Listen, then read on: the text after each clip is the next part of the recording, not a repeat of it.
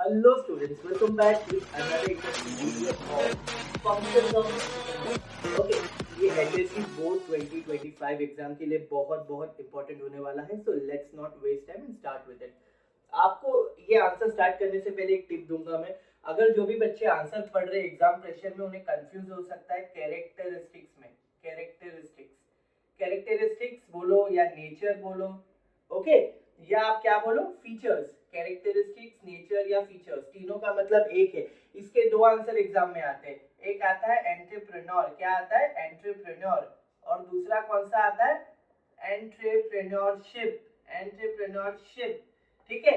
तो दो अलग अलग आंसर है, मतलब क्वेश्चन भी अलग है और उनके आंसर भी अलग है। देखो, characteristics of entrepreneur and characteristics of entrepreneurship, दोनों अलग अलग क्वेश्चन एग्जाम में आते हैं। बच्चे इसका आंसर इसमें लिखते हैं, इसका आंसर उसमें लिखते हैं, ऐसा नहीं करना है। दोनों के दोनों क्वेश्चन अलग है, दैट मींस दोनों के आंसर भी अलग है। Okay, hope you understood. और यहाँ पे कैरेक्टरिस्टिक्स, नेचर और फीचर का मतलब एक ही है, लेकिन बोर्ड्स में आपको ज्यादातर क्या नाम से आएगा, कैरेक्टरिस्टिक्स।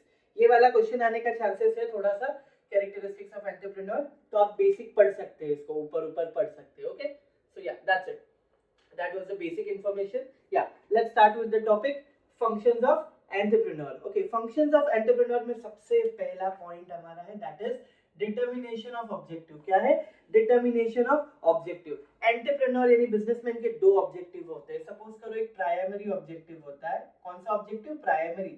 दूसरा कौन सा ऑब्जेक्टिव होता है, सेकेंडरी ऑब्जेक्टिव। अभी आपको मैं अगर प्राइमरी ऑब्जेक्टिव बताऊं, तो प्राइमरी ऑब्जेक्टिव मींस ऑब्वियसली उसको अपने बिजनेस को ग्रो करना और प्रॉफिट कमाना है। और सेकेंडरी ऑब्जेक्टिव क्या होगा, ऑब्वियसली उसे एक सक्सेसफुल बिजनेस, ये सक्सेसफुल बिजनेसमैन बन के मार्केट में अपने बिजनेस की पोजीशन टॉप लेवल पे रखनी है ना, गुडविल क्रिएट करना है, मार्केट में अपने बिजनेस को बहुत आगे ले जाना है। So these are the secondary objective. लेकिन बिजनेसमैन जो होता है उसको अपने दोनों टारगेट्स या तो दोनों ऑब्जेक्टिव्स को अचीव करना होता है, वेदर इट इज प्राइमरी और सेकेंडरी। ओके, तो इसके लिए वो बहुत सारे टारगेट सेट करता है, बहुत सारे गोल सेट करता है, जिन्हें उन्हें with in the time frame achieve करना होता है। Okay, so that is determination of objective. उसे डिटरमाइन करना पड़ेगा कि उसके लिए ये मेन है तो ये सबसे पहले होना चाहिए कंप्लीट, ये थोड़ा कम मेन है, तो ऐसे बाइफरकेट करने आना चाहिए, और क्या मेन है बिजनेस के लिए और बिजनेस इसके थ्रू आगे जाएगा, ये चीज में उन्हें डिफरेंशिएट करने आना चाहिए। Understood? Next is innovation. Innovation is one of the important concept for each and every entrepreneur. क्यों?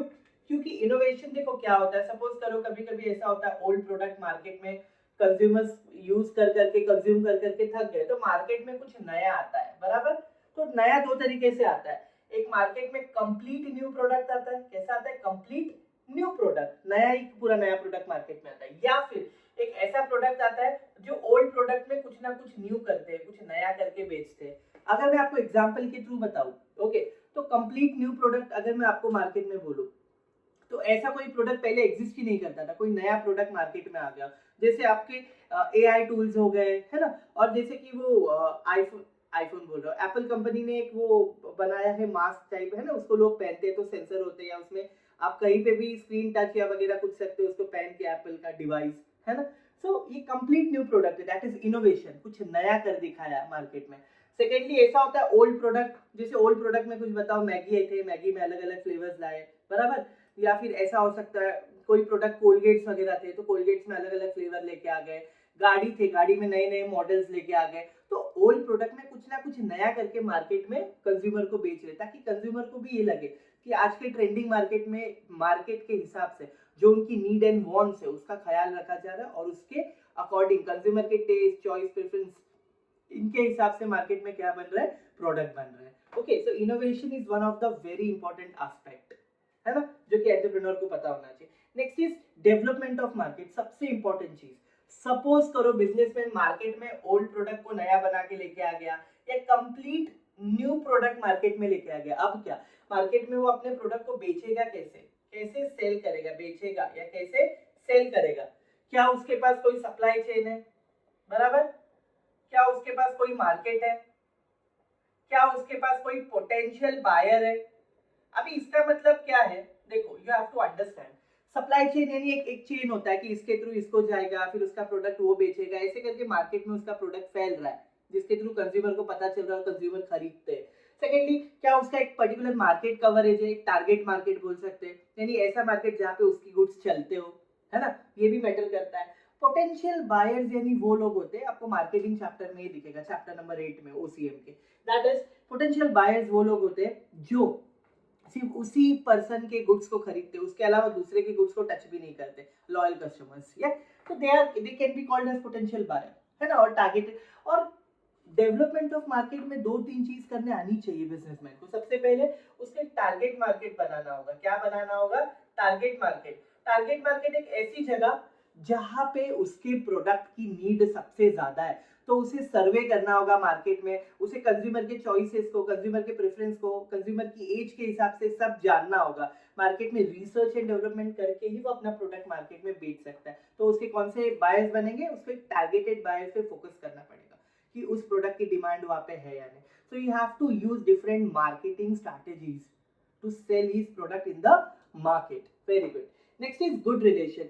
गुड रिलेशन उसे बहुत लोगों से बनाने होते हैं। अगर मैं आपको बेसिकली बताऊं गुड रिलेशन, तो उन्हें गुड रिलेशन किससे बनाने होते हैं? सबसे सबसे इंपॉर्टेंट गुड रिलेशन उन्हें बनाना होता है अपने ऑर्गेनाइजेशन के अंदर के एम्प्लॉइज से। अगर एम्प्लॉइज से उनका रिलेशन अच्छा नहीं, जैसे हम बोलते हैं ना superior and subordinate, manager and employees, इनका रिलेशन अच्छा होना चाहिए ऑर्गेनाइजेशन में, that is important.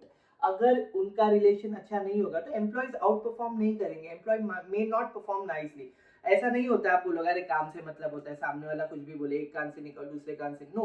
Working environment जहाँ पे एम्प्लॉइज काम करे, जब तक वो फ्रेंडली अच्छा नहीं होगा, एम्प्लॉय को पॉजिटिव वाइब्स नहीं आएंगे और एम्प्लॉइज काम नहीं करेंगे। So it is a top most duty of every entrepreneur और अ हेड पर्सन कि they should make their employees comfortable, make them environment friendly and make them feel better at workplace, which is very important। तभी organisation में employees बहुत अच्छा काम कर सकेंगे, which is very important। क्योंकि एम्प्लॉइज क्या होते हैं, कंपनी के लिए असेट्स होते हैं। अगर वही नहीं हो तो ऑर्गेनाइजेशन में कभी भी अच्छा काम नहीं होगा।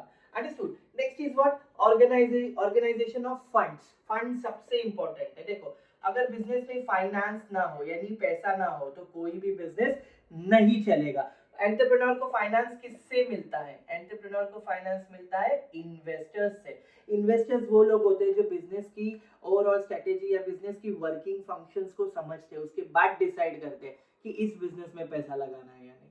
सो coming back to that point, investors के केस में क्या होता है, जब कोई भी एंटरप्रेन्योर होते हैं, कोई भी एंटरप्रेन्योर्स होते हैं, उनको क्या करना पड़ता है? इन्वेस्टर्स से अच्छा रिलेशन बनाना होता है, क्योंकि वो लोग बिजनेस में फंड्स इंजेक्ट करते हैं यानी पैसा लगाते हैं बिजनेस में।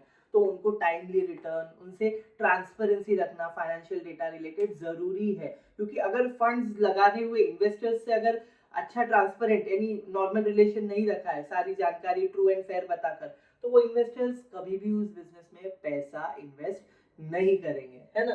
सो which is important to generate more funds in the business. उसके बाद है taking decisions, one of the very important. दो चीज होता है टेकिंग डिसीजन में, एक सबसे पहले बोलते हैं टाइमली डिसीजन। क्या होता है? टाइमली, वक्त पे डिसीजन नहीं लिया तो खत्म। फिर दूसरी चीज करेक्ट डिसीजन, अगर सही डिसीजन नहीं लिया तो भी चीजें बिगड़ सकती है। इसका हिंदी मतलब क्या? बहुत सिंपल भाई, निर्णय। क्या बोला है?